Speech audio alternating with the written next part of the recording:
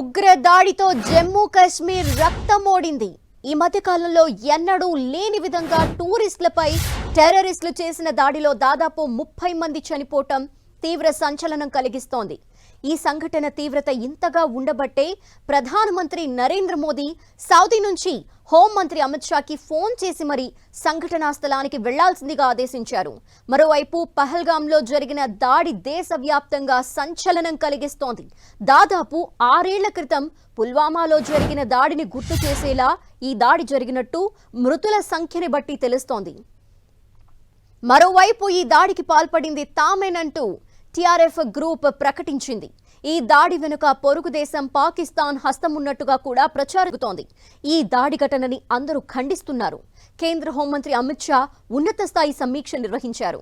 ఇందులో Srinagar lieutenant governor Manoj సిన్హాతో పాటు CM Omar Abdullah పాల్గొన్నారు.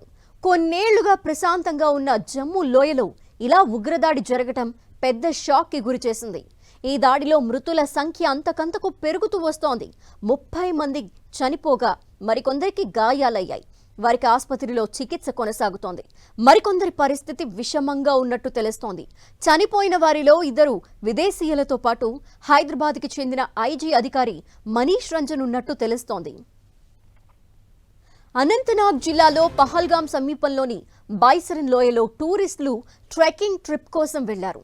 ఆ సమయంలో దాదాపు 7 ఉగ్రవాదులు అకస్మాత్తుగా కాల్పులు జరిపారు. ఆర్మీ దుస్తుల్లో వచ్చి తుపాకుల మోత మోగించారు. దీంతో అక్కడ గందరగోళ పరిస్థితులు ఏర్పడ్డాయి. చాలా మంది అరుస్తూ కేకలు వేస్తూ ఏడుస్తూ పర్యాటకులు పరుగులు తీశారు. చాలా మంది బుల్లెట్ గాయాలకు కుప్ప కూలిపోయారు. కొందరు రక్తం మడుగులో మునిగిపోయారు. దీంతో బైసరన్ లోయలో భయానక పరిస్థితులు కనిపించాయి. పహల్గాం టూరిస్టులు బాగా వచ్చే ప్రదేశం. కశ్మీర్ లోయలోనే ఈ సీజన్లో ఎక్కువ మంది వస్తుంటారు. పచ్చిక బయళ్లు, అందమైన సరస్సులతో ఆహ్లాదకరంగా ఉండే ప్రాంతం కావడంతో ఇక్కడికి పెద్ద సంఖ్యలో దేశ విదేశీ పర్యాటకులు వస్తుంటారు. అధికారిక లెక్కల ప్రకారం 2024లో దాదాపు 35 లక్షల మంది ఇక్కడ పర్యటించారు. పహల్గాంను స్విట్జర్లాండ్ ఆఫ్ ఇండియాగా పిలుస్తారు. ఈ ప్రాంతానికి కాలినడకన లేదా గుర్రాలపై మాత్రమే చేరుకునే అవకాశం ఉంటుంది. కొద్ది రోజులుగా జమ్మూ కాశ్మీర్లో ప్రశాంత వాతావరణం ఉంది.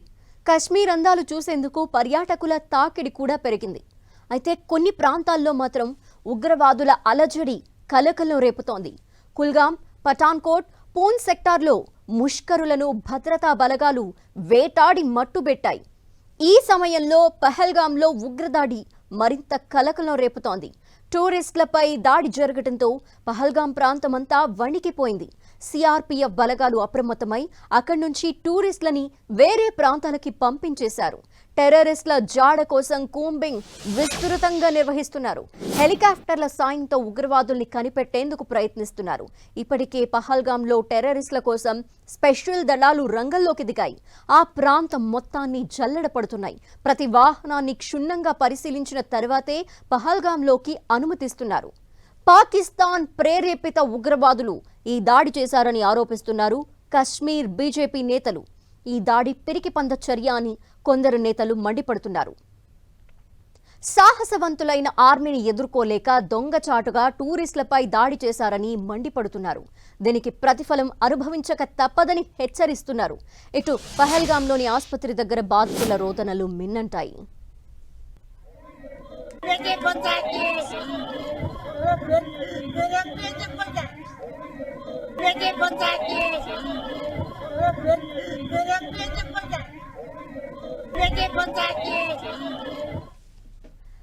జమ్మూ కాశ్మీర్ ఉగ్రదాడి ఘటనకు బాధ్యులైన వారిని కఠినంగా శిక్షిస్తామని ప్రధాని మోదీ వార్నింగ్ ఇచ్చారు.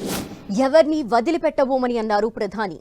ఉగ్రవాదంపై తమ పోరు ఆగదని, ఈ విషయంలో తమ సంకల్పం దృఢమైందని వ్యాఖ్యానించారాయన. ముష్కరుల దుష్ట చర్యలు ఎప్పటికీ విజయవంతం కావని చెప్పారు. దాడిలో గాయపడిన వాళ్లు వీలైనంత త్వరగా కోలుకోవాలని ప్రార్థించిన మోదీ బాధిత కుటుంబాలకు సాధ్యమైనంత సహాయం అందిస్తామని చెప్పారు. చనిపోయిన వారికి సంతాపం తెలిపారు. ఈ దాడిని ఖండించిన ఆయన సౌదీ అరేబియా పర్యటనలోనే అమిత్ షాతో ఫోన్లో మాట్లాడారు. తక్షణమే ఘటనా స్థలానికి వెళ్లని అమిత్ షాకి ఆదేశించారు. తగిన చర్యలు తీసుకోవాలని సూచించారు.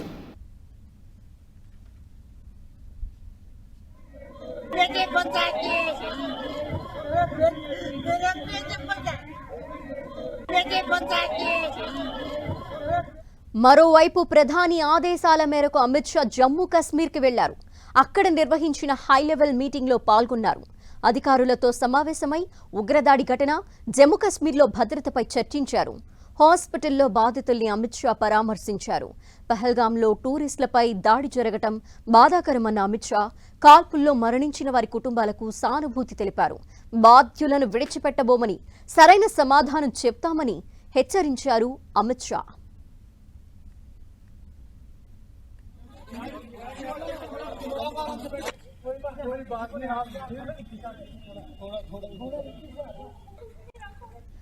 అటు లోక్సభ పక్షనేత రాహుల్ గాంధీ ఉగ్రదాడిపై ధ్వజమెత్తారు. పహల్గాంలో ఉగ్రవాదుల పిరికి పంద దాడిలో పర్యాటకులు చనిపోవటం, ఎంతో మంది గాయపడటం బాధ కలిగించిందన్నారు. ఈ ఘటనని తీవ్రంగా ఖండిస్తున్నానని చెప్పారు. మరోవైపు కాంగ్రెస్ ఎంపీ ప్రియాంక గాంధీ ఉగ్ర ఘటనపై విచారం వ్యక్తం చేశారు.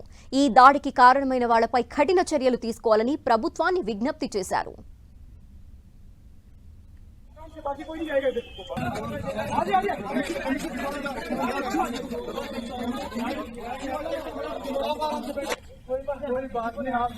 మరోవైపు ఈ ఉగ్రదాడి దారుణమని వ్యాఖ్యానించారు Jammu Kashmir CM Omar Abdullah.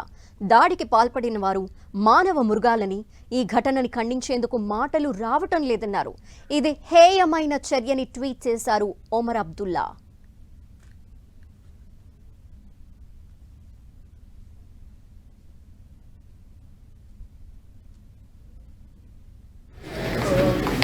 My condolences to all the families that have suffered and to all the tourists, and I hope that they are able to help out as soon as possible. We unequivocally condemn these kind of actions, and I really think government should take strict action.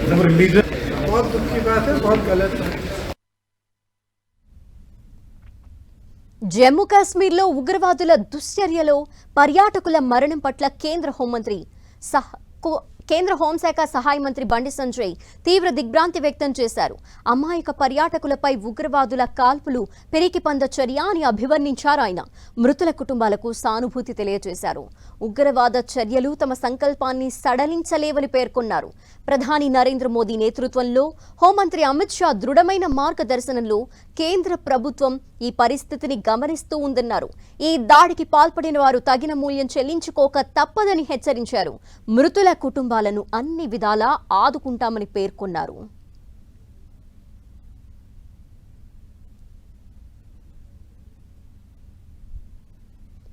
Jammu Kashmir ఉగ్రదాడిలో పర్యాటకులు మృతి చెందిన ఘటన తీవ్ర దిగ్భ్రాంతిని కలిగించిందని CM Revanth Reddy అన్నారు. ఈ దుశ్చర్యను తీవ్రంగా ఖండిస్తున్నానని, ఇటువంటి దొంగ దెబ్బలతో భారతీయుల ఆత్మస్థైర్యాన్ని దెబ్బతీయలేరని ట్వీట్ చేశారు.